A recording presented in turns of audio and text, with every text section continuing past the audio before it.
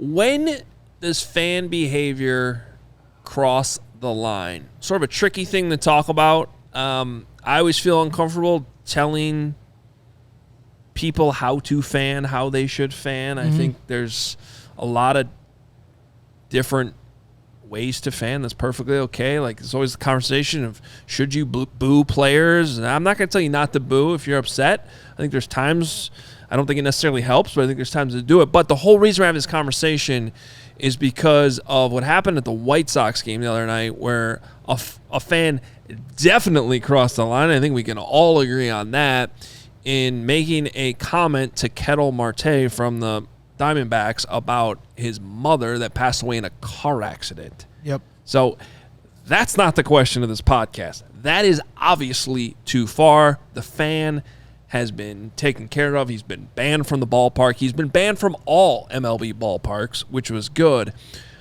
But I still think it brings up an interesting conversation that we can talk about here with all of our different perspectives about just, at a lower level, when do things start to cross the line? Because I think we see it all the time on social media.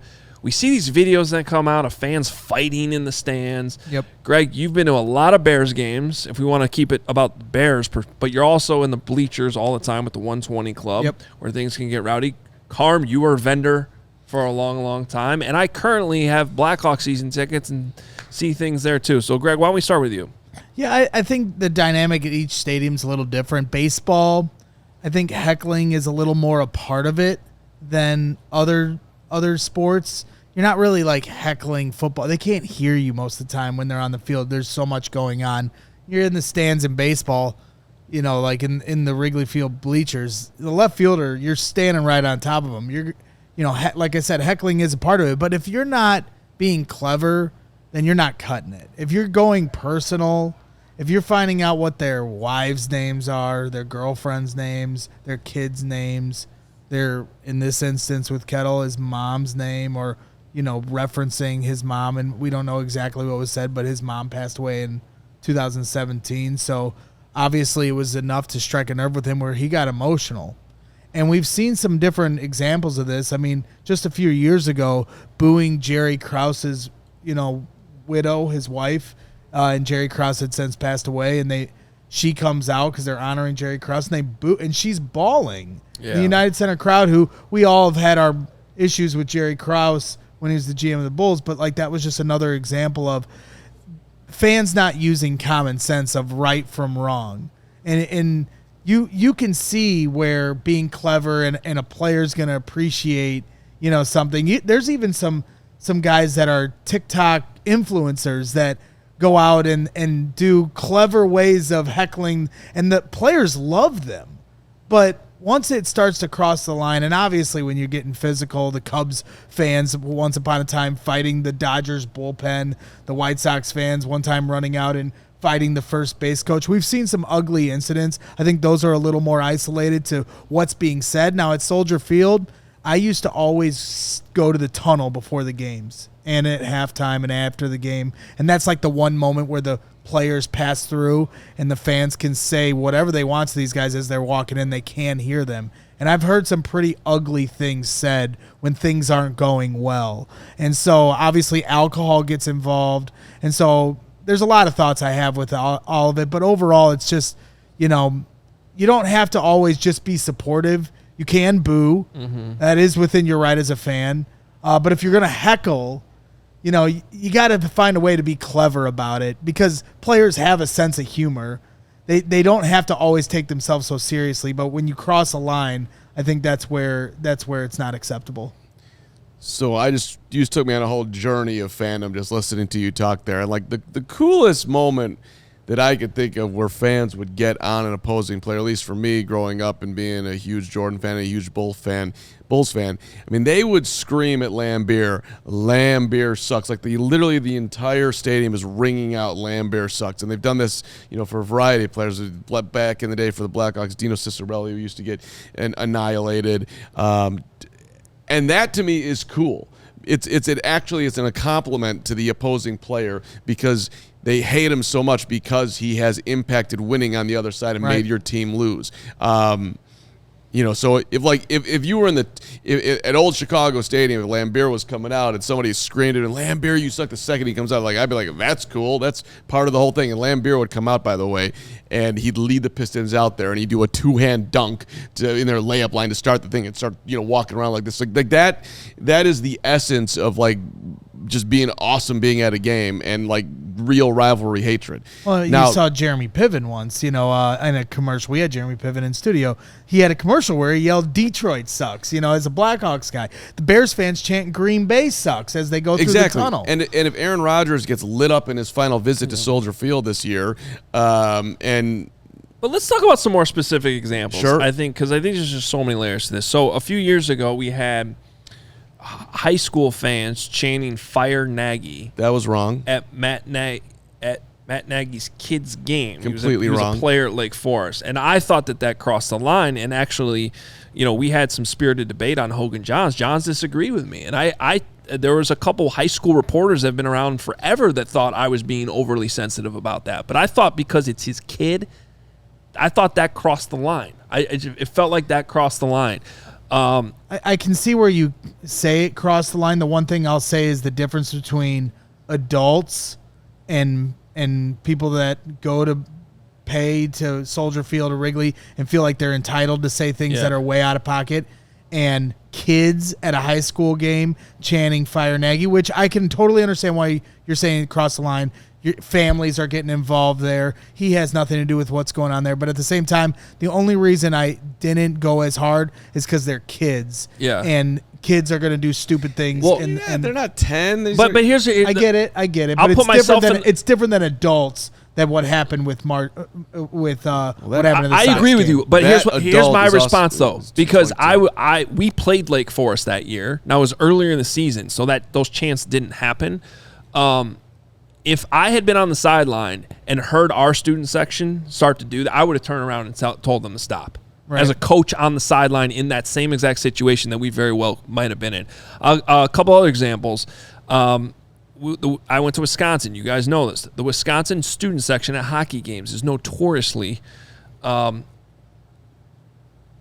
crazy, but I would also say I like how you used the word clever earlier, because you both have touched on things that I agree with. Clever's good, getting under the skin of players to the point that it can affect the game. As long as it's not personal, it's clever. That's a very fine line. So I have this example from college that I think it's right on the line.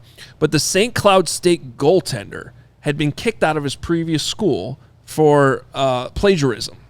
And the student section, the entire game basically, when he was right in front of us, was chanting, "Cite your sources," like the whole game. And I think that is kind of personal because he actually got kicked out of school, but it was also a mistake the kid made, and it was also clever. So I feel like that's right on the line. That's couldn't have been fun for that fine gentleman, but that's, I'd say, arguably funny. And if I was somebody that got caught doing something like that, which would be on the board, I'd have to take that in good humor too. Right. I mean, so in the bleachers, I think something that a lot of fans that are professional hecklers, they'll do is they'll search their Wikipedia, the player in left field or right field. Love those people. And figure out a little bit of their backstory. You want to talk about where their AAA team is, remind them, tell them what their batting average is, remind them what they did the last time they came up, and make fun of how their uniform attire, how they're dressed or something like that. Just to, if they touch Wrigley Field, I'll yell, don't touch our field. But then you can find out personal stuff about them and their family, and that's where. And the one thing I like about the Wrigley Field bleachers, and I can only speak for Wrigley because I'm a Cubs fan, I don't go to as many Sox games, they do police themselves, the fans do. And when somebody says a slur of any sort, it gets knocked down real quick by the other fans. It's not encouraged. And so I do think it is incumbent on fans to take responsibility of each other around. That's easier said than done at times, especially when alcohol is involved. But you can't police yourselves, too, to make that environment not inviting for people to act like that. Well, and that just respect people's personal space, too. Like, just don't forget you're not the only one at the game around you. My wife and I went to a Friday night Blackhawks game this year. Those are a little bit rowdier. It's a Friday night. We didn't even have our kids with us. group behind us. They were drinking a lot. You got to understand your environment. I get it. But this one guy, like literally every other word out of his mouth was the F word. And he was like right behind our ears. We didn't have our kids with us. I probably would have said something earlier had our kids been there. Despite the fact that I also am understanding, I brought my kids into that environment. There's got to be a little bit of back and forth understanding of that too. It's not going to be a clean game. But when every other word is to the point where it's like I can't enjoy the game, my wife actually finally turned around and said something to this guy. And it was one of those like confrontational things, though. You don't know where it's going to go because you don't know how that extremely drunk person is going to receive it. Seemingly received it and then forgot about it 2 minutes later and proceeded to do it basically the rest of the game. And that's just, to me, that's just crosses the line and like you're just being rude and not respecting the people around you at that point. Right. Well, and decency in general in society right now is on a massive decline. So, and it's depressing and it's wrong. And I wish that we could somehow right that ship. I don't know if that's possible. I'd like to think that it is. So when it comes to sporting events, the people that say, I paid my money for my ticket, I get to do what I want. No, you're wrong. You're in a group of 20,000 people. You don't just get to do whatever you want because you paid your $100 or your $20 or whatever it is. That's not how it works. I also do think, like, on the other side of it, some of the professionals who get annoyed by it, if I was out there, I'd like to think I would just tug on my jersey. Dude, you paid to come here and see me. I am not letting you. You love to be sitting. You love to be standing exactly where I am on this on deck circle or wherever else. Say whatever the hell you want. Don't insult my family. Go right ahead. It's part of the deal. So I'll leave you with a funny story. At least ended on my end of things.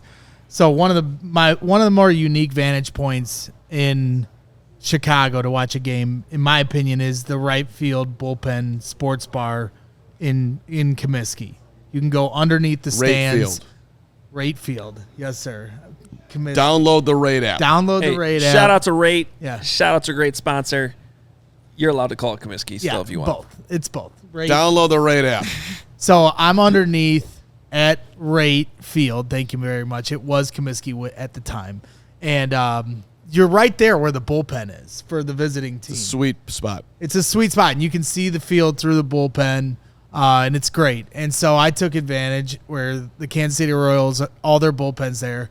And I'm younger, so I'm banging on the window, and I'm banging on the window. And finally he turns around, and I'm like, yeah, I didn't have anything very clever to say. So I just was like, you play for the Royals. and so like 5 minutes go by, and all of a sudden I hear boom, boom, boom, boom, boom, boom. And I turn around. It's the pitcher that I said this to.